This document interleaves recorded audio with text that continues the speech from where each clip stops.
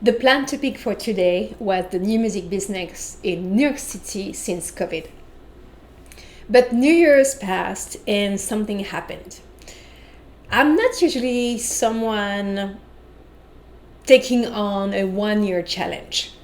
But guess what? This year, I was compelled to start 3 of them. They may seem silly, but as they are going to give me some relief on problem stems that are related to my living abroad life, I thought it was a very good topic to share today.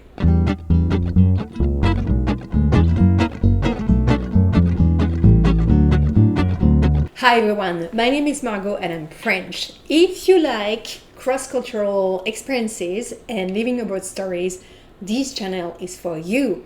Make sure to subscribe, hit the bell button and enjoy the video. 8 years ago, I decided to study abroad in Boston and then to come back to France with my experience in my luggage. But I didn't, and after certain numbers of working visas, I'm now a proud and a happy resident living and working in New York City. As a person who functions much better with motivation than pressure, I entered those challenges with the goal of making them for 1 year. But I also set up the rule that I would start with 1 month and renew them 12 times. My first challenge was inspired by a no buy 1 year challenge video. Because around the end of the past year, I was feeling a urge to declutter my home. And it started by, let's buy a box for hiding this, or a bin for putting this there, and I will get more clarity.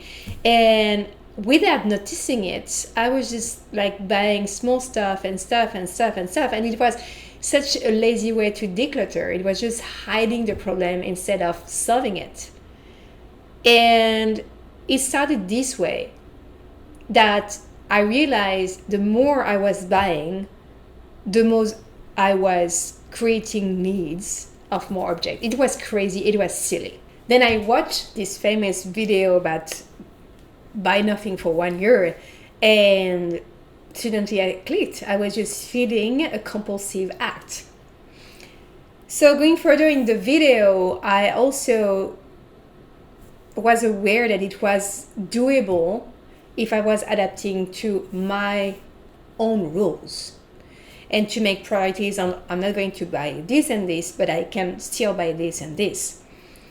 So the whole purpose of this challenge is to grow a feeling of gratitude of what I have. And indeed, I'm almost 1 month after the challenge started. I can tell you it does work tremendously. And I discovered so many wonders in my closets that I had totally forgotten about. My second city challenge is about sleep.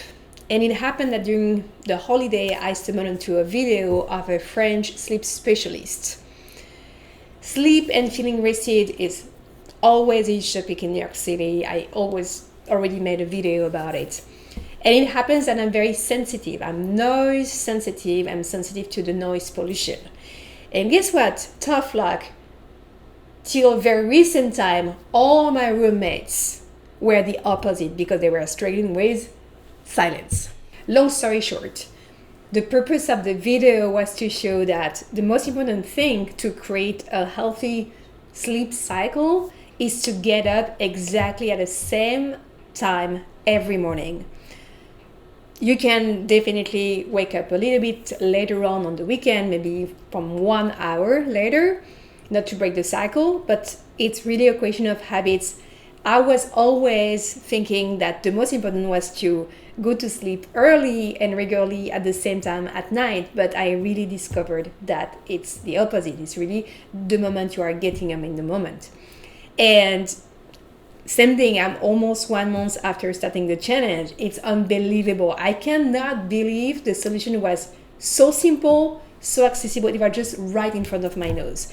And now I even don't need an alarm clock to wake up. Let me know in the comment section below if you have found here or there some great sleep tips. I already made a video, as I said, and looking back at this video, I find it super funny because there was another light before before I discovered this magic trick. My third challenge is to be alcohol-free for 1 year. Let's be honest, it doesn't make that much difference because I was not a heavy drinker so far. And of the 3 challenges, this is the easiest one. So far so good. I entered this challenge much more for the benefits of the skin and energy level and overall health. So far so good, and let's see what it will provide within 1 year. Oh, yes. Okay. This is certainly my French side coming up. I said no alcohol, but if there is a very good champagne crossing my path and there is a celebration, I would make an exception and I would limit myself to only 1 glass. If you like this video, please give a thumbs up, subscribe, and hit the bell button. What are your 2023 challenges? Let me know in the comment section below. Next episode, let's talk finally about the music scene in New York City after COVID or since COVID. Is it still worth it as an independent artist to move in this very challenging city at this time? Stay tuned, à bientôt.